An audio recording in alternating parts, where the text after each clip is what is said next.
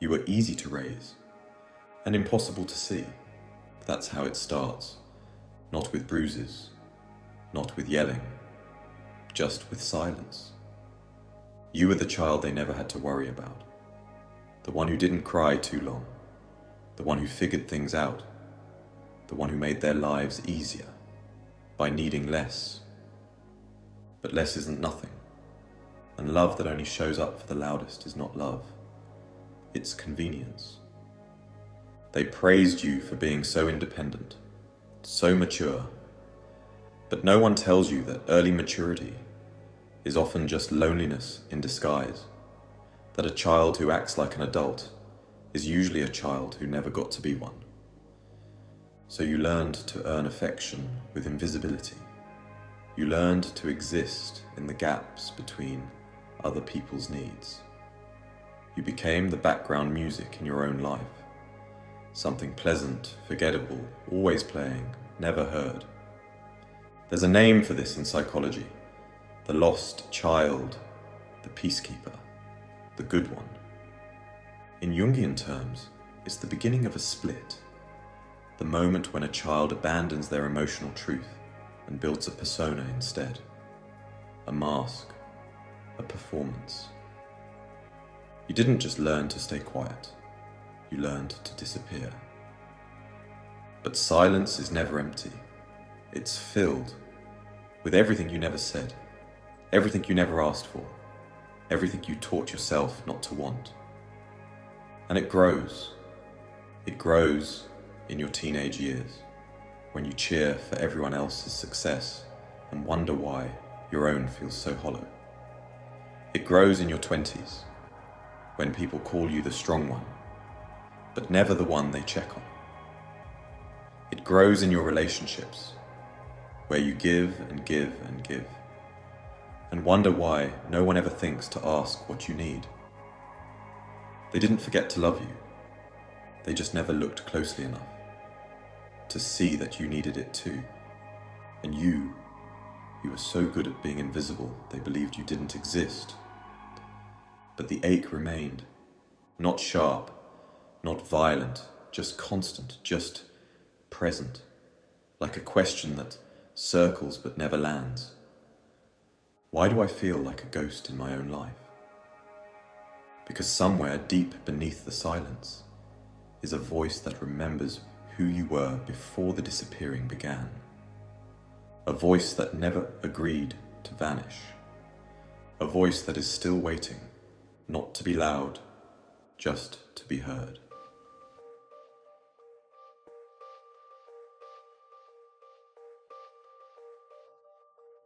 You don't choose to vanish. You adapt. You adjust. You absorb the rules before anyone speaks them aloud. You become who they need you to be, because no one ever asked who you already were. It begins with small things. You're skipped in conversations. You're told to wait. You're praised for not making a fuss. You're called so easy, and they say it like a compliment.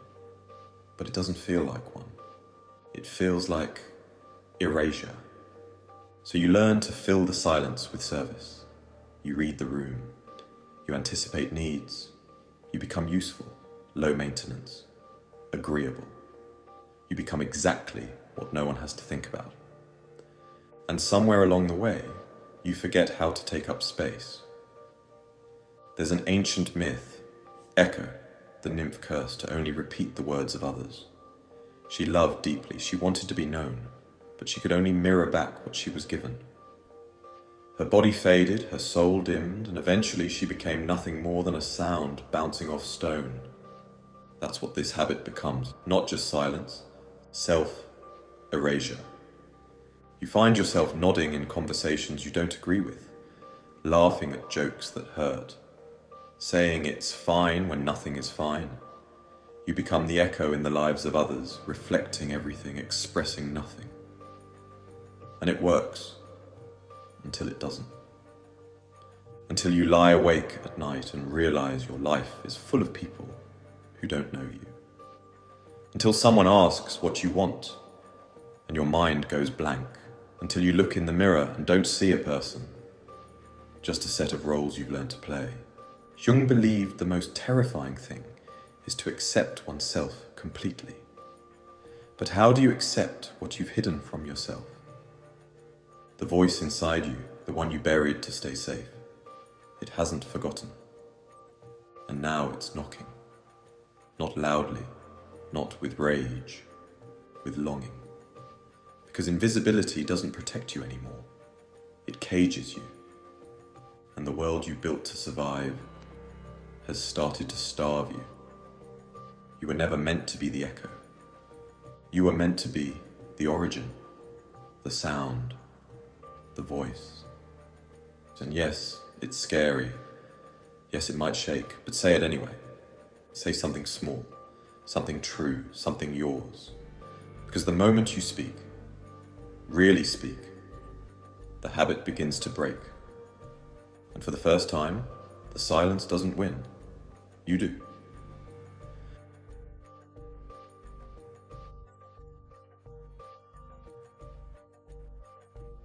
You can only be good for so long before it begins to hollow you out. At first, the praise is enough. You're the strong one, the grounded one, the one who doesn't need anything. But eventually, even the gold-plated mask begins to crack. Because strength without being seen becomes starvation. Not the kind that gnaws at your stomach, the kind that eats your soul from the inside. The kind of hunger that no one notices because you never said a word. The kind you learn to live with by pretending you don't feel it anymore. But you do. You feel it when you accomplish something, and it lands with silence. When you sit in rooms full of people and still feel alone. When you're praised for how little you ask, and wonder if anyone's ever asked what you need. They call it emotional neglect. Jung called it the inferior function, the part of ourselves we exile because it wasn't safe to show. And for those of us who grew up invisible, it was feeling itself that became the threat.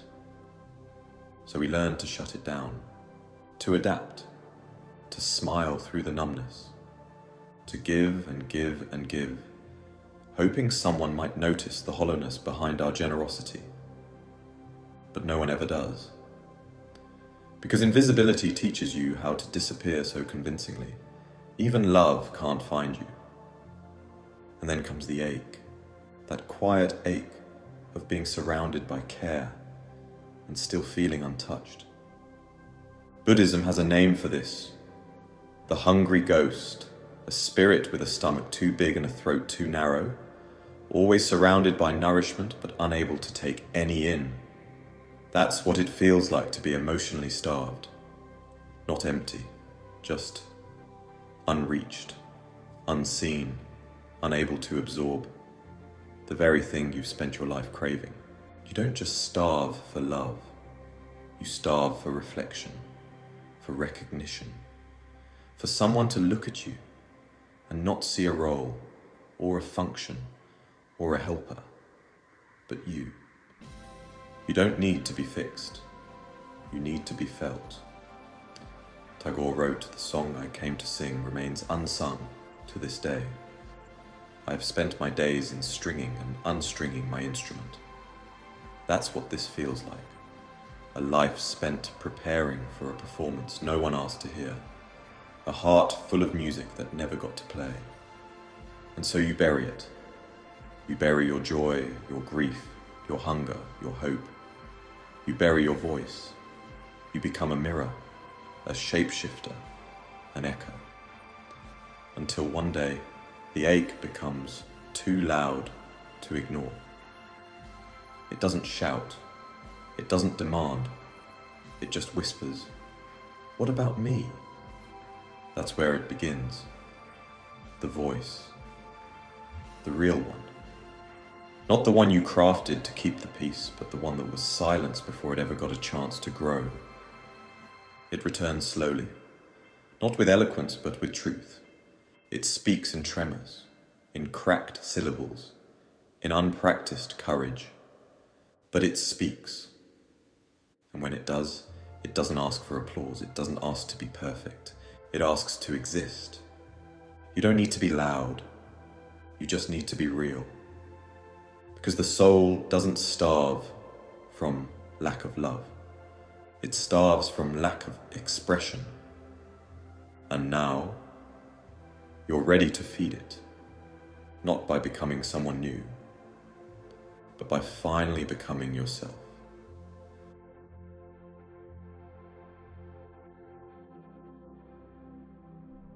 You didn't become strong because it felt good. You became strong because no one else was strong for you. Because someone had to hold it together.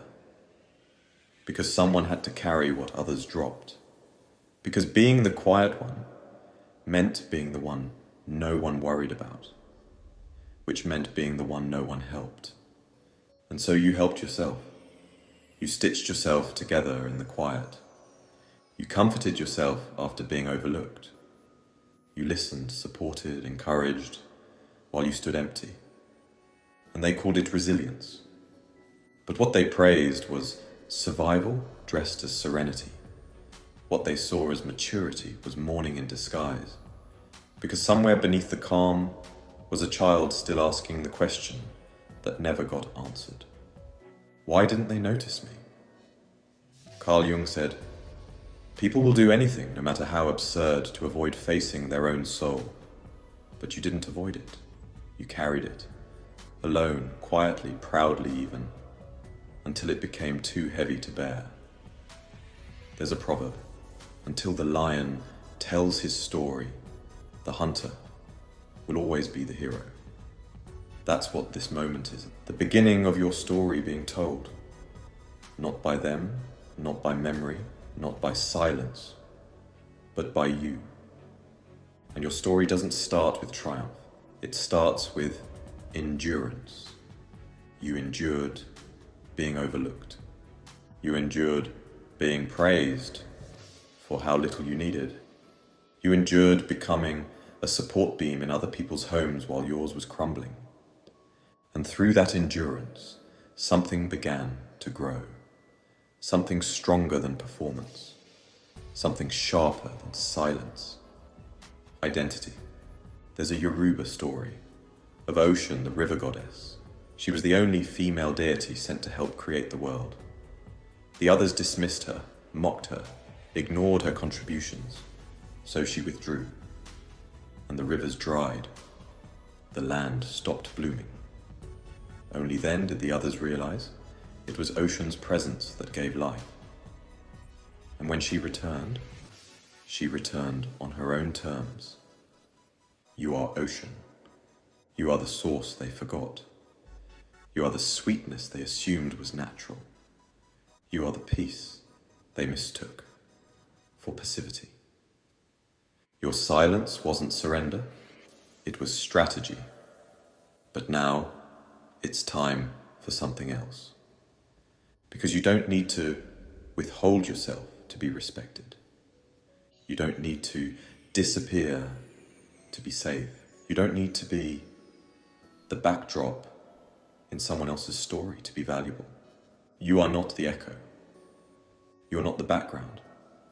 You are the one they never noticed until your absence stopped the whole story from working. And now, you're not asking to be seen, you're choosing to be. Your voice doesn't need to be polished. It doesn't need to be perfect. It only needs to be yours.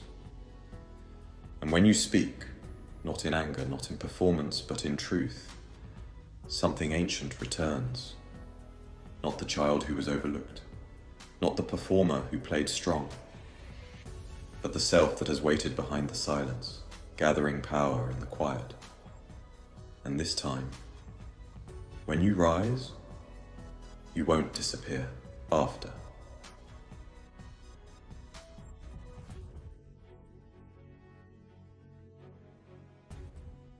There comes a moment when even silence stops feeling safe.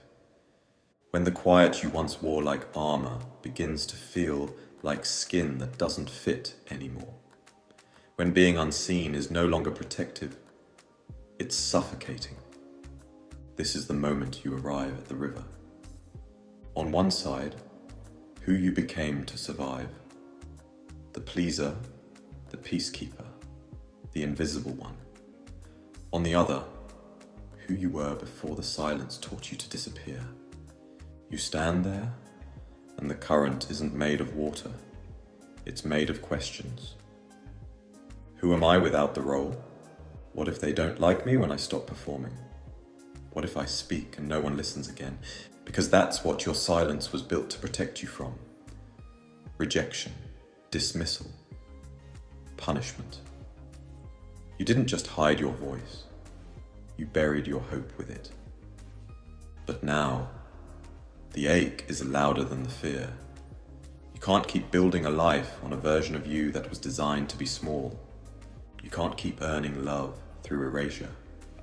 The river demands truth, not perfection, not readiness, just honesty.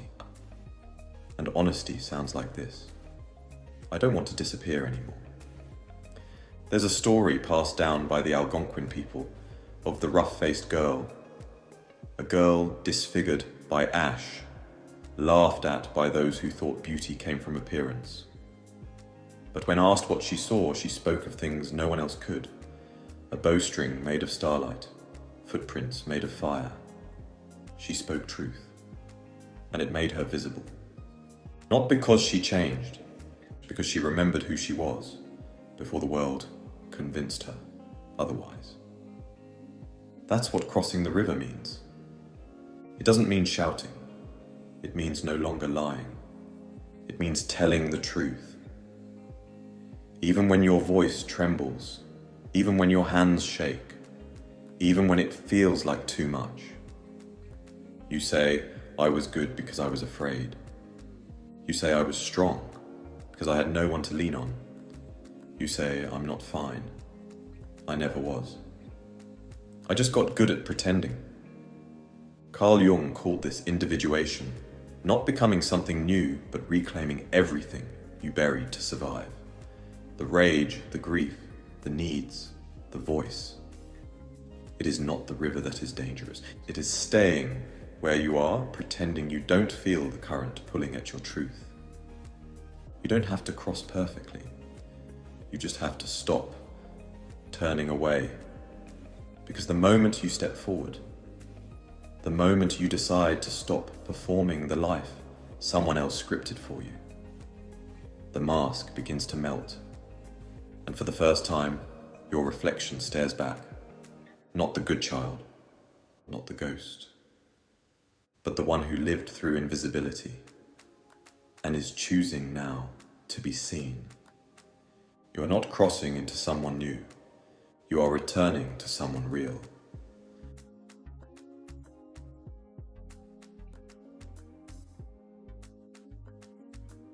You were never silent.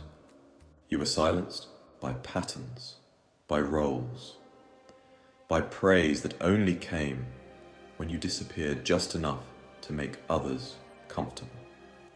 They called it maturity. They called it strength. But what they never called it was painful. And now something ancient in you is tired of pretending. The mask is cracking. The echo is fading. And your voice, the one you thought was gone, is waiting on the other side of the breath you've been holding for years. Carl Jung said, "The privilege of a lifetime is to become who you truly are." But no one tells you that becoming who you are will first feel like a loss of the version of you that never asked for too much, a loss of the safety that came from being agreeable, a loss of the closeness that was only ever real when you stayed small. And when that version starts to die, it will feel like betrayal. You'll hear voices, internal, ancestral, familiar, whispering. You've changed, you're selfish. You used to be easier, but ease was never the goal. Wholeness is. You are not here to make others more comfortable with their limitations. You are here to tell the truth. Even if your voice is the first in the room to do it.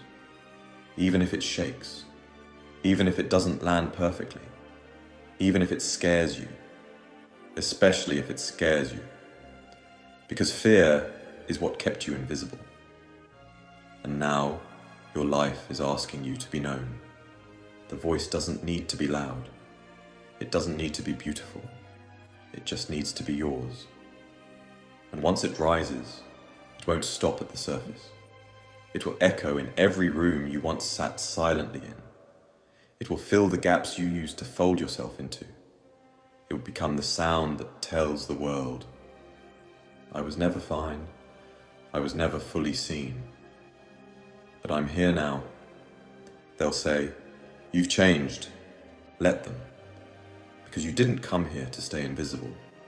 You came here to rewrite the ending. Not with vengeance, with voice. Not to be louder than anyone else, but to finally be honest with yourself. The story of the invisible child doesn't end in silence. It ends in reclamation. It ends when the echo becomes its own sound. It ends when you stop waiting to be chosen and choose yourself instead. You are no longer the one who disappears. You are no longer the good child made of guilt and guessing. You are the author. You are the voice. And this time, your story begins with a truth no one can take away. You were never invisible. You were becoming. Settings, use only stock media. Narration speed should be at 0.9. Use a male, middle-aged British voice for the narrator.